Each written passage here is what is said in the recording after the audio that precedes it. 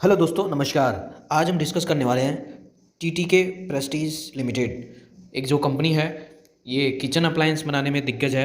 इसके बारे में आज डिस्कस करने वाले हैं। अभी हम इसका थोड़ा सा चार्ट पैटर्न पे देख के थोड़ा सा प्रीवियस जो इन्होंने अब तक कितना परसेंट इस इन्वेस्टर्स को पैसा बना के दिया है उसके बारे में थोड़ा सा देखते हैं। आज का अगर हम रिटर्न देखते हैं तो कुछ खास नहीं है।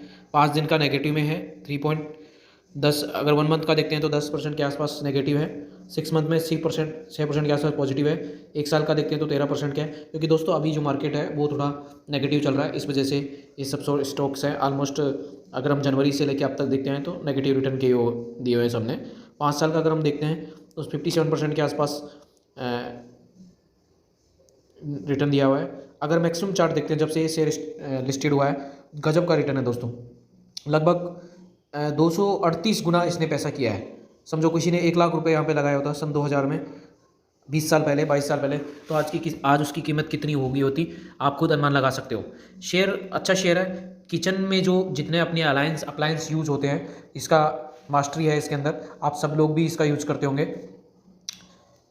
प्रेस्टीज कुकर्स, प्रेशर कुकर्स के भी बहुत ज़्यादा इनका नाम चलता है, एक ब्रांड है। मतलब शेयर कभी भी इसने, देखिए दोस्तों, कभी भी मतलब अप एंड डाउन हुआ है जैसे जैसे मार्केट गिरे हैं। कोरोना के टाइम में भी देखिए दोस्तों, ये कोरोना के टाइम का गिरावट है, लेकिन उसके बाद भी शेयर अच्छी कंपनी है। इसके बाद इसलिए कंपनी ने जो अपना फिर से मार्केट जैसे ही रिकवर हुआ अपना ट्रैक पॉइंट पकड़ लिया है। अभी हम कंपनी की थोड़ी मेन वेबसाइट पर जाते हैं और देखते हैं कि इसके बारे में क्या क्या लिखा हुआ है।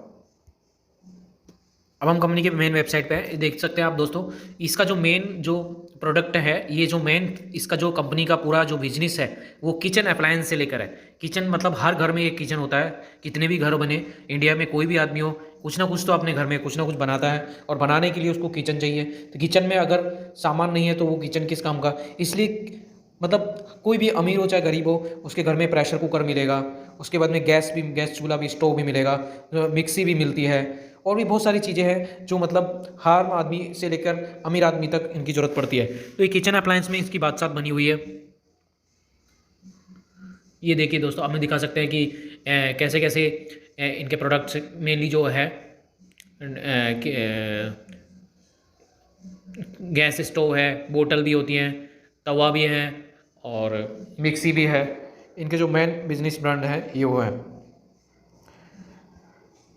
ओवन, मतलब किचन से रिलेटेड जितने भी आपको प्रोडक्ट मिलेंगे उसमें टीटी के प्रेस्टीज के ज़रूर आपको ब्रांड मिलेंगे। इंडिया के अंदर 650 से ज़्यादा स्टोर्स हैं। मैंने इसकी वेबसाइट पर देखे तो सोप प्रेस्टीज, सोप जग, स्मार्ट शेफ, ये सब इनके मेन प्रोडक्ट है। अब इनकी थोड़ी सी कंपनी की थोड़ी फाइनेंशियल के ऊपर हम जाते हैं, थोड़ा फाइनेंशियल रेशो देखते हैं कि कैसे कैसे रहा है। ये देख सकते हैं दोस्तों, कंपनी है जो कितने लगभग 1928 में इसकी कंपनी की फाउंडेशन रखा गया। उसके बाद में डोमेस्टिक ब्रांड में पोजीशन इसकी क्या क्या है। मेन इसका जो प्रेशर कुकर है, cookware, valve, gas stove, induction cook, rice cooker, ये इनमें बना हुआ है। मिक्स डाइवर्सिफिकेशन इनका बिजनेस है किचन अप्लायंस के अंदर। इंडिया के बाहर, आउटसाइड भी, इंडिया से बाहर भी इनकी जो ब्रांड्स हैं, इनके जो रिटेल है, इनके जो कस्टमर्स हैं वो भी हैं। इनकी जो मैन्युफैक्चरिंग जो फैसिलिटीज़ हैं 5 स्टेट में है इंडिया के अंदर: कोयम्बटूर, करजन, रुड़की, खारदी, मतलब बहुत सारे। 2 dedicated research and development centre भी हैं। डिस्ट्रीब्यूशन नेटवर्क के बारे में बात करें, ऐसी कंपनीज जो अपना सामान बेचती हैं उसका अगर डिस्ट्रीब्यूशन नेटवर्क अगर अच्छा होता है तो कंपनी की जो पकड़ होती है, कंपनी की जो मार्केटिंग होती है वो अच्छी होती है। लगभग 665 डिस्ट्रीब्यूशन एक्सक्लूसिव स्टोर्स हैं 28 स्टेट के अंदर, 374 टाउन्स हैं। Service network has sign significantly expanded to 504 centre compare to 400 last financial year से इस बार उन्होंने बढ़ाए हैं। न्यू लॉन्च भी इन्होंने किए हैं अलग अलग तरीके से, और भी मतलब अलग अलग टाइप में इनका बिजनेस डाइवर्सिफिकेशन है। कंपनी का अगर हम मार्केट कैपिटलाइजेशन देखते हैं तो लगभग 12,095 करीब करोड़ मार्केट कैपिटलाइजेशन है। करंट प्राइस देखते हैं तो 875-73 के आसपास है। 52 वीक लो देखते हैं तो 745 है। 52 वीक हाई देखते हैं तो 1270 है।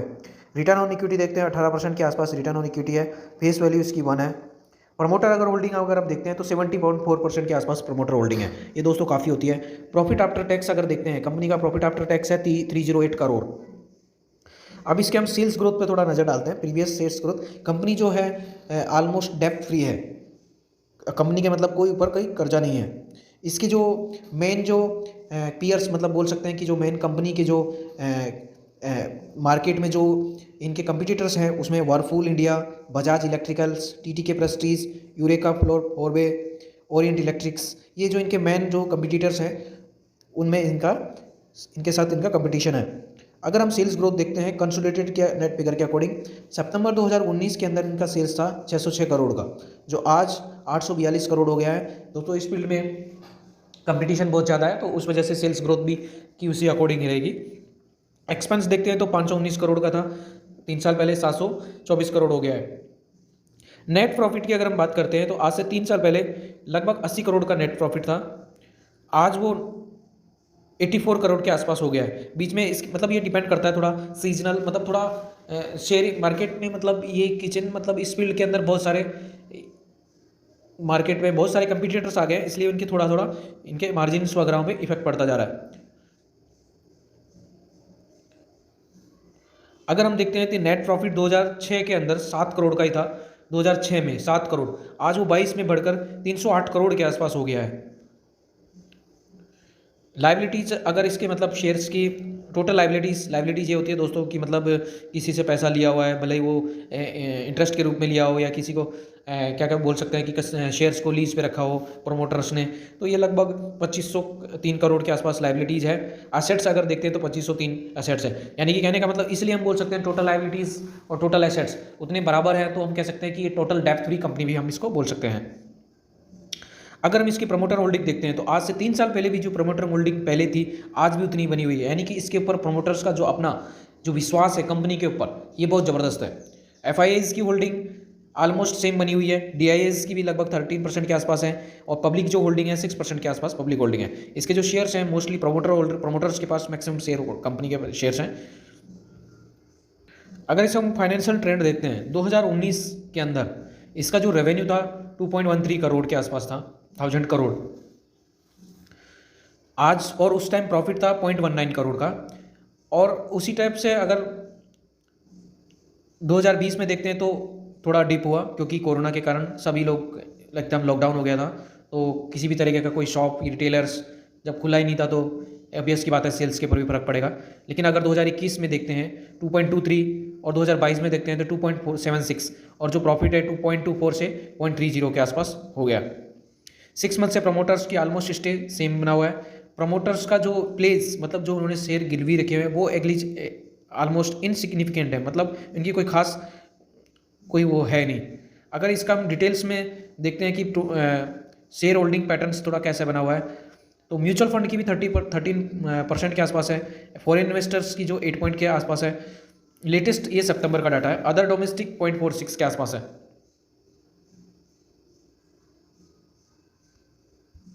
फाइनल दोस्तों ये पॉइंट आता है कि अगर इसमें हम शेयर में एंट्री करें तो हम देख सकते हैं कि good time to consider as a stock is not overbought zone, यानी कि स्टॉक का जो प्राइस है वो बहुत ज़्यादा नहीं है, जिस प्रकार से ये फील्ड जिस फील्ड में काम करती है और जिस प्रकार से इसका बिजनेस है। तो फिर से हम अगर देखते हैं कि मतलब अगर आप लॉन्ग टर्म का विजन रखते हो 8 से 10 साल का, तो मैं कह सकता हूँ कि उसी शेयर में आपको 8 से 10 साल अगर आपका विजन है, आपके पास पैसा पड़ा है, सरप्लस पैसा पड़ा है, फिर भी आप किसी भी शेयर में पैसा लगाए, वो अपनी रिसर्च खुद करें या फिर किसी और से एडवाइस, जिससे भी आप अपना अब तक फाइनेंस के बारे में एडवाइस करके अपना पैसा इन्वेस्ट करते हो तो उससे सलाह लीजिए। मेरा कहने का मतलब ये, अगर आपको लॉन्ग टर्म का विजन देखते हैं 8 से 10 साल का, तो उस कंपनी में जाना चाहिए जिस कंपनी के प्रोडक्ट हम आसपास में देखते हैं, यानी कि उस कंपनी के जो क्या फ्यूचर में वो कंपनी रह पाएगी या नहीं रह पाएगी, ऐसे सोचना चाहिए कि आने वाले 10 साल बाद क्या मैं ये चीज़ें यूज करूँगा, क्या ऐसी कंपनी बंद हो जाएगी। तो उसी प्रकार देखिए अगर हम देखते हैं कि जैसे कि मार्केट में 2016 से पहले जब जियो टेलीकॉम फील्ड में नहीं था, तो उस टाइम मतलब जो डोंगल होते थे उससे लोग नेट चलाते थे, लेकिन आज वो गिने चुने रह गए हैं, वो किसी के पास यूज नहीं करते। मतलब ये टेक्नोलॉजी पे के अकॉर्डिंग मतलब ऐसे कह सकते हैं कि जो मतलब आपको लॉन्ग टर्म में जाना है तो आपको यही देखना है कि ये जो आप जिस कंपनी में पैसा इन्वेस्ट करना चाहते हो, क्या उस कंपनी का लॉन्ग टर्म कोई मैनेजमेंट या फिर लॉन्ग टर्म कोई विजन है या वो किस तरह के बिजनेस में काम कर रही है, क्या वो बिजनेस सस्टेन करेगा।